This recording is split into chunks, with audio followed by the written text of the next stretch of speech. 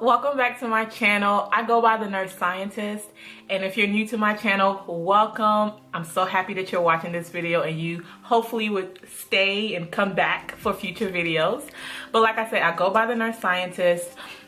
On this channel, I share my journey to becoming a nurse scientist, which also will include, my past nursing experiences, past education, just all the good stuff. So welcome, and if you haven't already done so, go ahead and subscribe to my channel so that way you won't miss any more videos.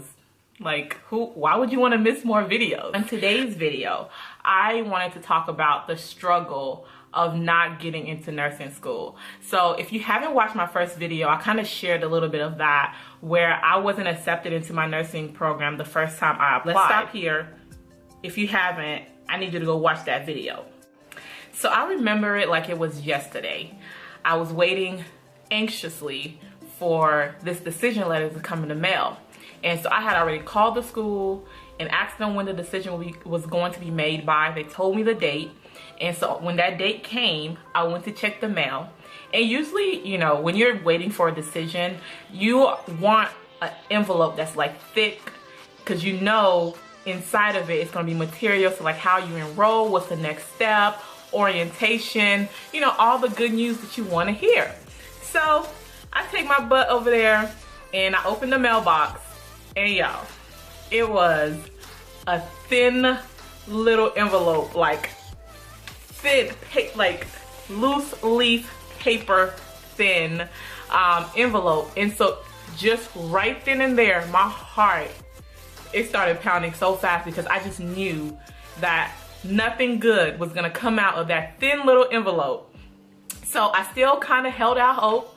I was like, maybe they're trying to be, environment friendly, conserving paper, trying to just use maybe one loose leaf. So I was just keeping my hopes up that, okay, it can still be good news. I remember standing outside, sitting right on top of on my car, opening this letter up. I opened the letter up, and of course, it's always like, we regret to inform you, or something along those lines.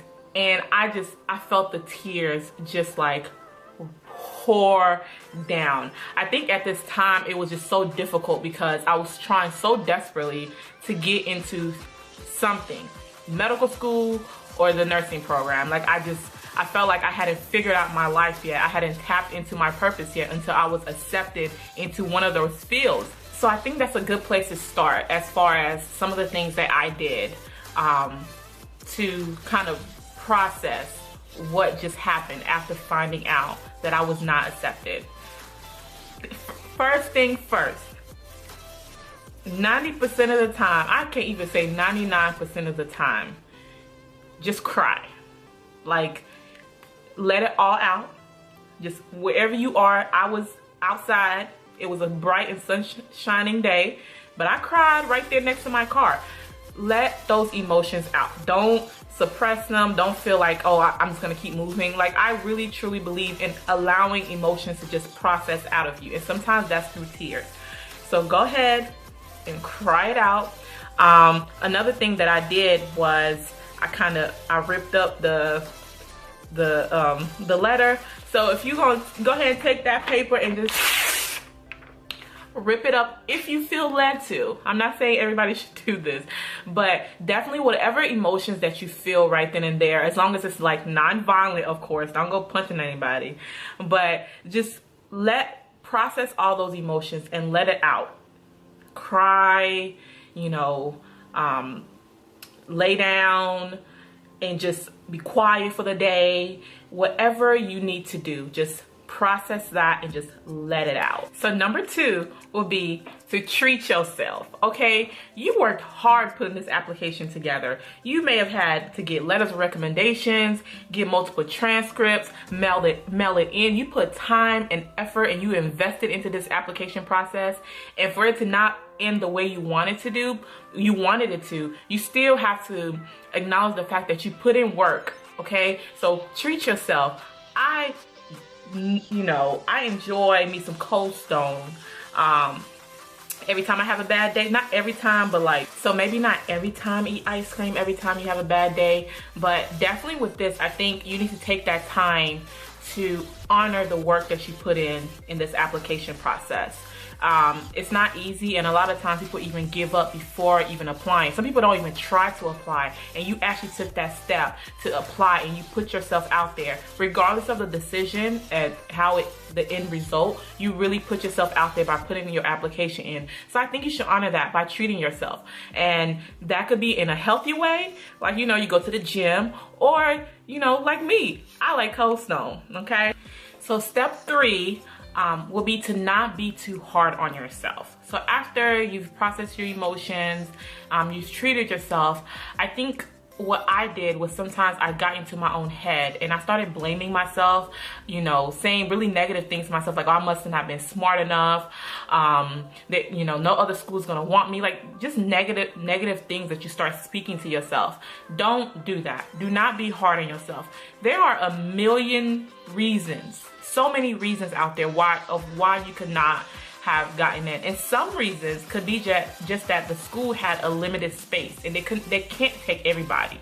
Maybe limited space, limited faculty, limited resources, and you could have been just a wonderful candidate, and they just did not have the space for you. Another really good step, which would be step 4, would be to call the school or the program and schedule to meet with either an advisor, program coordinator, or somebody who's in that application process or in that nursing program that you're looking at. So I think this step is very important because I believe it truly made a difference in my application process. So I called the school and I met with somebody who could look over my application and look over my transcripts and my resume. And they'll look over it, they'll tell you, you know, different things that you could have improved, or maybe for you it could be that you may have to, you know, retake a class, or it could be something to change on your personal statement, maybe something you stated wasn't clear enough.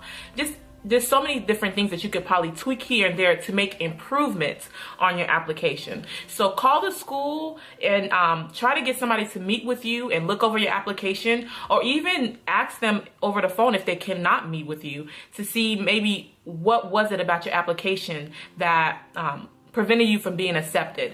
So I would say with step 5 is to reapply. So you didn't get in.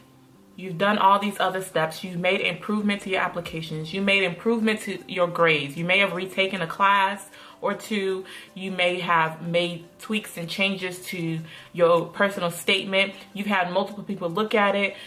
You're now more confident and everything like that. So I would say reapply.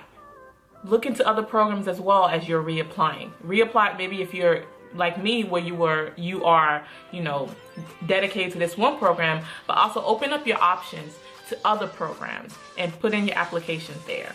And I wish you all the best of luck. If this is really your purpose, if this is really what you feel like God has placed on your heart as far as the field that you need to go to, or you feel like you're called to this, and if you keep putting in the work, it will pay off.